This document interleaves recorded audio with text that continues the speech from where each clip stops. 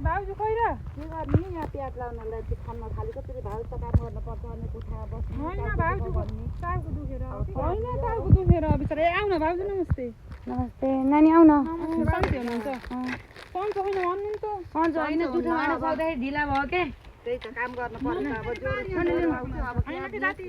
जोड मम्मी यस्तै हो कि कुरै नगर्नु खालि काम गरेको देख्न चित्तै बुझाउनु न के भएको खोइ पनि मम्मी त्यही त काम त अब गर्न पर्छ अलिअलि बुहारी भएपछि त आमी छोरीलाई जस्तै सम्झेर यस्तो माया देखाए त बुहारीले नि अलिअलि माया देखाउँथ्यो होला खालि जति सुकी काम गरिने खालि हामीले त गर्दैनौँ तर अब माया गर्नु भाउजूलाई सन्चो नभएमा त अब गर्ने हो माया बिमारी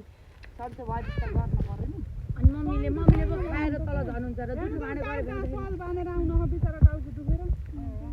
गाह्रो छ मलाई टाउको दुख्ने सन्तोष गर्न रेस्ट गर्न पाउनु कि कहिले अर्को कुरा लो तपाईँ ढाड गरिदिनु भाउजूले खानुहुन्छ एक दिन आइकन आइलाई कोही जाँदै गराउनुहुन्छ मम्मी